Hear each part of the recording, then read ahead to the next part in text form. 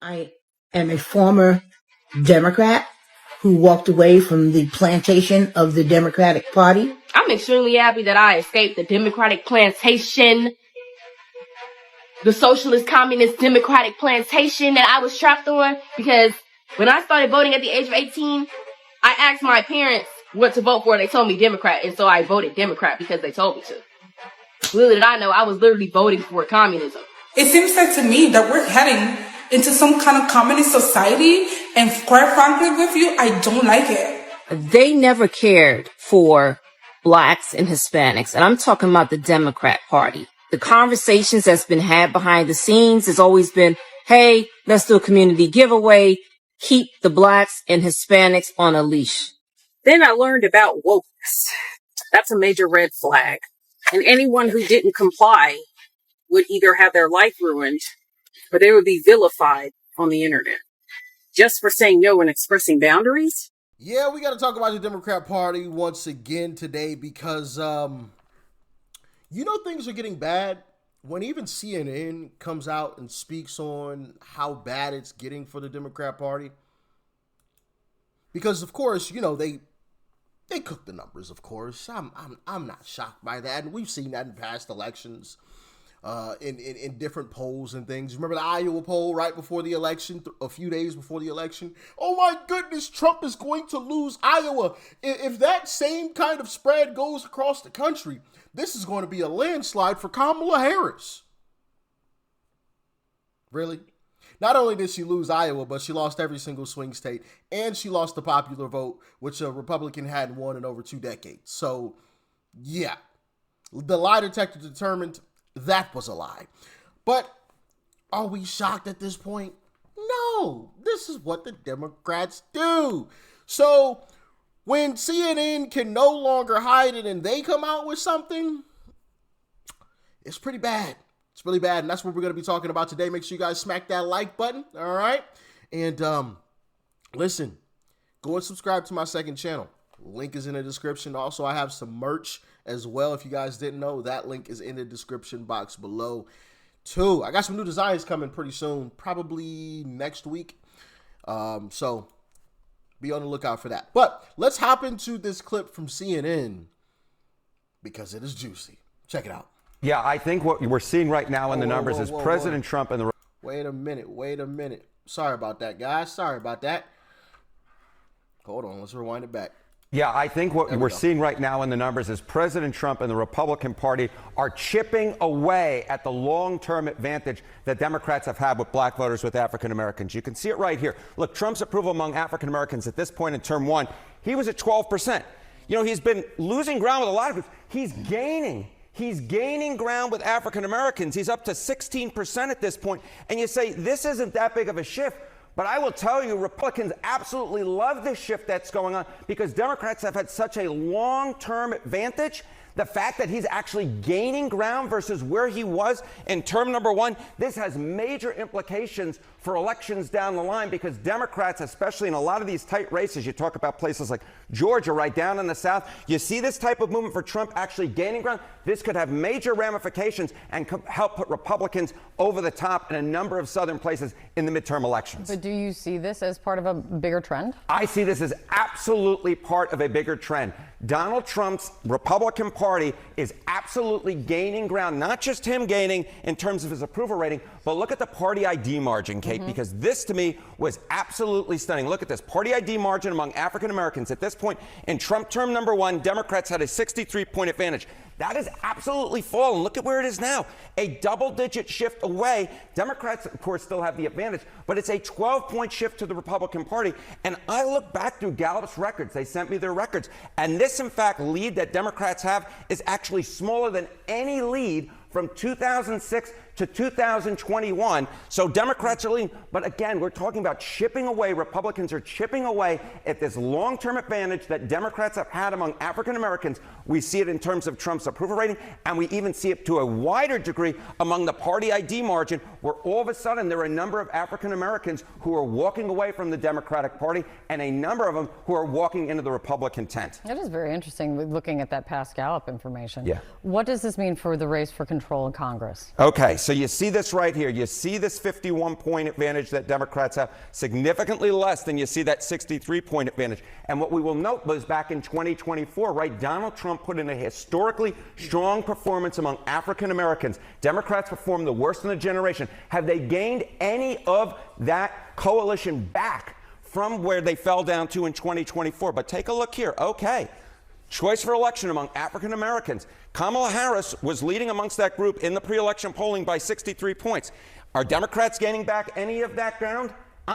It's a 62-point advantage now. Republicans are holding on to the gains that they made among African Americans in 2024.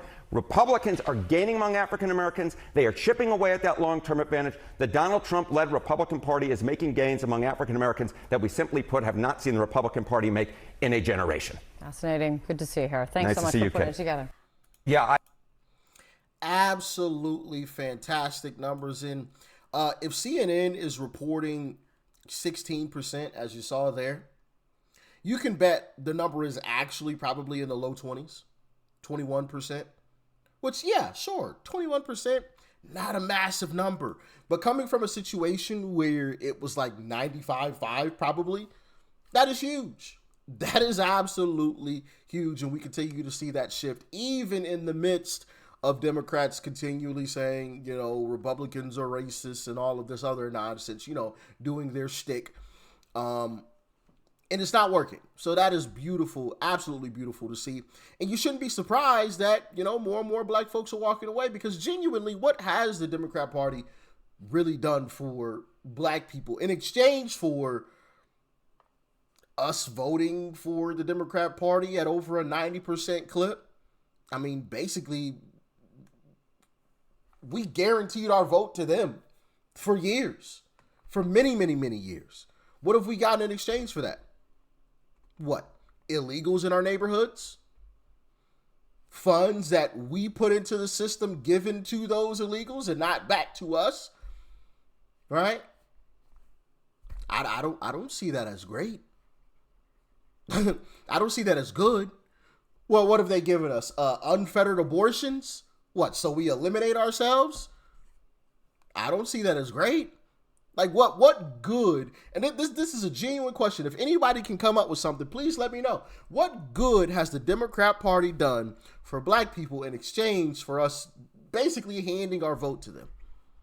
What good? If anybody has something, please let me know. Because I've got nothing. All I have is negatives. Negatives. That's it. That is all. We've given up our vote in places like Chirac, a.k.a. Chicago. How well has that gone? Right? Not well. Not well. So, yeah, you shouldn't be surprised. And this number will continue to tick even higher as we go on. Now, I want to double back to something that I came across. This guy, hold on, let me give him a proper shout out. All right, let me go to his page. Dion Joseph, okay? I believe he's an officer. Don't quote me on that. Don't quote me on that. But I believe he's a police officer, if I remember correctly. Now, I want to show you all what he posted because it is 1000% on point. It just feels like the Democrat Party is a criminal organization right now. Yeah, most certainly. Just a large money laundering operation created to usher in something truly dark that was allowed to grow for too long. Can you disagree with that either? No. I've been saying this. They launder money like crazy. Like crazy. I mean, why do you think the Democrat Party is struggling with donations right now? Do you think that's a coincidence? Now that USAID is basically shut down and ActBlue is under investigation? Why are they struggling so much with money? Because I could have sworn just in 2024, they spent 2.5, if I remember the number correctly, $1 billion on Kamala Harris's campaign, but now are absolutely struggling. Why is that? Y'all just spent a record amount of money. What's going on? Y'all can't raise money now? Oh. Now the spotlight's on where you were getting that money from, so it's not as easily laundered. You can't do what you were doing. You can't get money from overseas and launder it in the name of, regular donors, because you guys probably remember when James O'Keefe, shout out to James O'Keefe, you guys probably remember when James O'Keefe did the operation where he was going around to so-called Democrat donors and asking them, hey, yo, did you donate $15,000 to the Democrat Party? And every single one of them was like, no, I don't even make that much, right? There's no way. I mean, I might have donated $10 back in the day, but that was about it. And so there you have it. In my humble estimation, in my humble opinion, they were taking this money and funneling it through these people's names and making it seem like these regular individuals were making all these donations. But in reality, this money was coming from the George Soros of the world, right? And people like that, and probably China, right? Foreign adversaries. That's what I personally think, amongst other ways as well, right? We got this fraud going on in this country. You don't think Democrats were getting a piece of that pie? You don't think they were taking something off the top? Hey, listen, we're going to let you get away with this fraud, but you better hit that donation link. You don't think they were having those conversations? Listen, to me, it's common sense. I might have been born that night, but it wasn't last night. So to me, 2 + 2 is going to always equal 4. Like, it just is what it is. I see it plain and simple.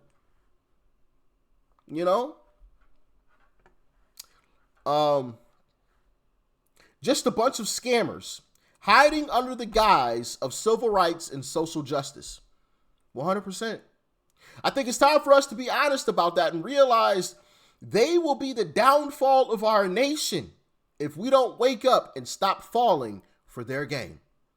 Listen, shout out to Deion Joseph, because I agree with this 1,000%. 1,000%. Couldn't be said any better. Couldn't be said any better. Now, I don't agree with everything he has to say. For example, under the same exact post, he goes on to state this.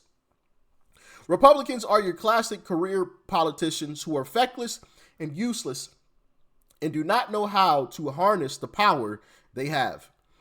I disagree with this. And here's why. He says Republicans are your classic career politicians who are feckless and useless and do not know how to harness their power. I think for the most part, Republicans do know how to harness the power and are not useless. It's just the Republicans who are feckless and useless, they're the ones that are at the top, right? So you got all of these Republicans at the bottom, underneath, right, that want to harness the power, use it in the right manner, that aren't feckless, that aren't useless. They want to get stuff done. Anna Paulina Luna being one of them, right? But then you have the John Thunes, the Mitch McConnells of the world. You have those types of individuals who are at the top of the party, looking down, saying no. Case in point, the House has passed the Save America Act like 2 or 3 times now. They passed like the first iteration of it, then they went back and passed the second iteration of it, and sent it up to the Senate. What has the Senate done with it? Absolutely nothing. Why? John Thune. I guarantee, and I've said this before, I hate when people say Republicans are useless or what's the other thing I've heard people say? Basically statements like that. And it's just like, no, it's a couple Republicans that are useless. And I get it why it may seem like Republicans in general are useless. It's because the Republicans that are useless are at the top. They're the ones that are controlling the show. It's the John Thunes of the world. You get rid of John Thune, Lisa Murkowski, right? Those types at the top. And this whole operation is completely different. Completely different. 100% different. And we're already on our way to it. So when people are like, yeah, no, we ain't voting Republican, I'm like, stop for a second and think about what you just said. Don't you think that's what they want? As long as John Thune gets to go back to the Senate, do you think he cares whether or not you vote him in as the Senate majority leader or minority leader? He works with the damn Democrats anyway. Do you think they're going to get rid of him in any way, shape, or fashion? No, he doesn't care. As long as the people of South Dakota keep sending him back to the Senate, he don't give a crap. So why would you not vote? Like that is just like, it makes no sense to me when people say stuff like that. It makes no sense. If you really want to give, people like John Thune the middle finger, get out and vote. Vote people like him out. Liz Cheney his behind. Vote him out in spectacular fashion. Embarrass him. Embarrass him. That's what you need to do. Because, for one, Mitch McConnell's out of the way. He's retiring. Tom Tillis is out of the way. He's retiring. John Cornyn's out of the way. He's losing. Well, he's going to be out of the way because he's losing in the polling to Ken Paxton. There's 3 RINOs off of the board right there. 3 of them gone instantly. Boom. Bam. I've seen polls where Lindsey Graham is about to be out the door too. So there's a possible 4. Susan Collins has been losing in some of the polls. There's possibly 5. John Thune is up for re-election in 2028, and so is Lisa Murkowski. Why are we talking about throwing in the towel now? The finish line is in sight. Sure, I wish the finish line was right here and right now, but that's just not the reality. The finish line is in sight, though. John Thune is up for re-election in 2028. Once again, so is Lisa Murkowski. We can easily vote those 2 out. Gone. Not just no longer Senate Majority Leader, but gone. Get somebody else in there. Easy peasy.